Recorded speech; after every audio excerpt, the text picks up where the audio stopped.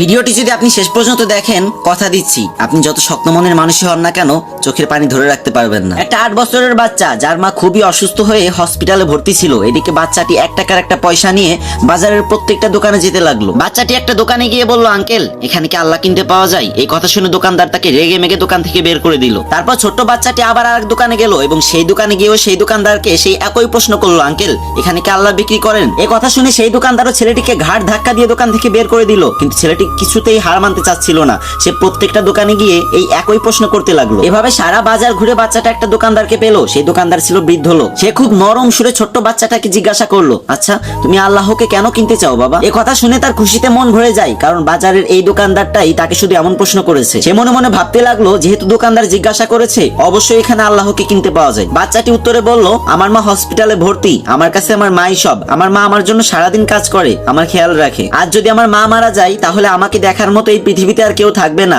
Doctor বলেছে একমাত্র আল্লাহ তাআলাই তোর মাকে বাঁচাতে পারে, তোর মার শ্বাস ফেরাতে পারে। আপনার এখানে তো নিশ্চয়ই আল্লাহকে কিনতে পাওয়া যায়, তাই না? যাকে দিয়ে আমি আমার মাকে বাঁচাবো। তখন দোকানদার বলল, হ্যাঁ অবশ্যই এখানে আল্লাহ পাওয়া যায়, কিন্তু তোমার কাছে কত টাকা আছে? তুমি আল্লাহকে কিনতে পারবে? তখন বাচ্চাটি খুশি হয়ে বলল, এই তো আমার কাছে 1 টাকা আছে। তখন দোকানদার বাচ্চাটির হাত থেকে 1 টাকার পয়সাটা নিয়ে বলল, আরে আমার এখানে তো 1 টাকা দিয়েই আল্লাহকে পাওয়া যায়। দোকানদার ছেলেটিকে 1 বোতল পানি দিয়ে বলল, এটা আল্লাহর দেয়া পবিত্র পানি, এটা তুমি তোমার মাকে খাওয়াবে, দেখবে তোমার মা একদম সুস্থ হয়ে যাবে। কিন্তু এতটুকু পানিতে যদি না হয় তাহলে আমি পরবর্তীতে এর থেকে অনেক বেশি পানি পাঠিয়ে দেব। আচ্ছা তুমি কি আমাকে হসপিটালের ঠিকানাটা বলতে পারবে? বাচ্চাটা খুব খুশি হয়ে হসপিটালের নাম আর ঠিকানাটা দোকানদারকে দিয়ে দিল। পরদিন বাচ্চাটির মাকে আইসিইউতে ভর্তি করা হলো। 7 দিন পরে বাচ্চাটির মা একদম সুস্থ হয়ে গেল। কিন্তু হসপিটালের বিল দেখে তার চোখে পানি চলে আসলো, কারণ এত টাকা দেওয়ার মতো সামর্থ্য সেই গরিব মায়ের ছিল না। তখন একটা স্টাফ এসে তাকে বলল, আপনি চিন্তা করবেন না, আপনার বিল তো একজন বয়স্ক লোক দিয়ে গেছে, সাথে একটা চিঠিও দিয়ে গেছে। চিঠিতে লেখা ছিল, আমাকে খুঁজে ধন্যবাদ দেওয়ার কোনো প্রয়োজন নেই, যদি ধন্যবাদ দিতেই হয় তাহলে আপনার ওই অবুঝ বাচ্চাটাকে দেন, যে কিনা